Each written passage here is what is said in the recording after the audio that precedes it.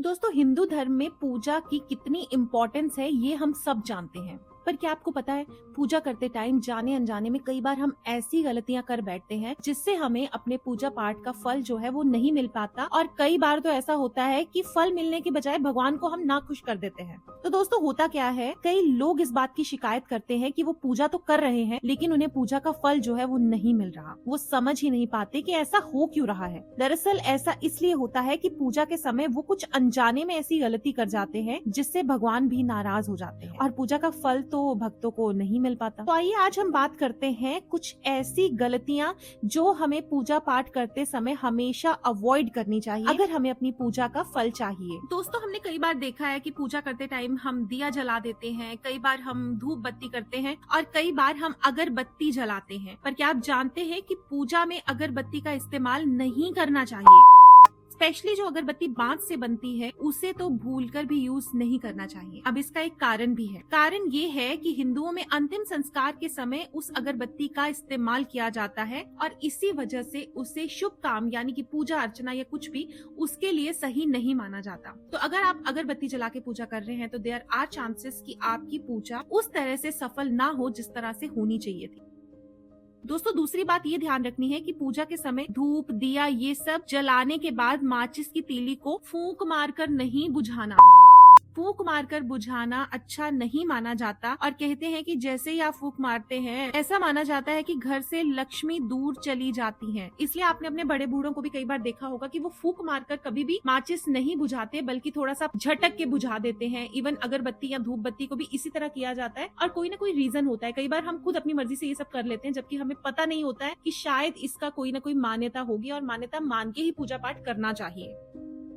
दोस्तों, कई बार हम शिव जी को स्नान करवाते हैं, किसी भी भगवान को फॉर दैट मैटर, तो कहा जाता है कि भगवान को स्नान करवाते समय अपनी उंगलियों का ही इस्तेमाल करना चाहिए, ना कि अंगूठे का, क्योंकि माना जाता है कि इससे भगवान ना खुश होते हैं और घर में मुसीबत आ सकती है। इसलिए ध्यान रखिए कि जब भी आप इस तरह से स्नान करवा रहे हो तो अपनी उंगलियों का यूज करें, ना कि अंगूठे का। और दोस्तों, जैसे कि आपको बताया कि माचिस कभी भी नहीं बुझानी चाहिए फूंक मारकर, इसी से आप एक और बात याद रखिए कि पूजा के समय कभी भी दिए से दिया नहीं जलाना चाहिए।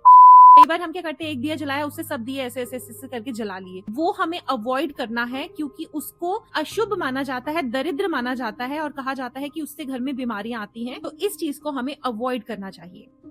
दोस्तों, दूसरी ध्यान रखने वाली बात यह है कि घर में पूजा पाठ के समय हमेशा 2 दीपक जलाने चाहिए, एक दीपक दिए का और एक घी का।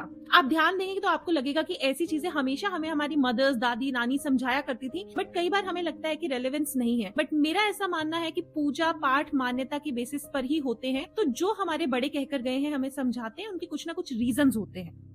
दोस्तों, पूजा में कई बार हम फूल इस्तेमाल करते हैं, अच्छे अच्छे फूल हम तोड़कर लाते हैं और उसके बाद जब वो खराब हो जाते हैं हम क्या करते हैं, उनको कहीं ना कहीं फेंक देते हैं, अपने डस्टबिन में डाल देते हैं, ऐसे करते हैं। लेकिन कहा जाता है कि पूजा में इस्तेमाल किए गए फूल अगर सूख जाए तो उन्हें फेंकना बिल्कुल भी नहीं चाहिए। उन सारे सूखे हुए फूलों को किसी पवित्र नदी में प्रवाहित करना चाहिए।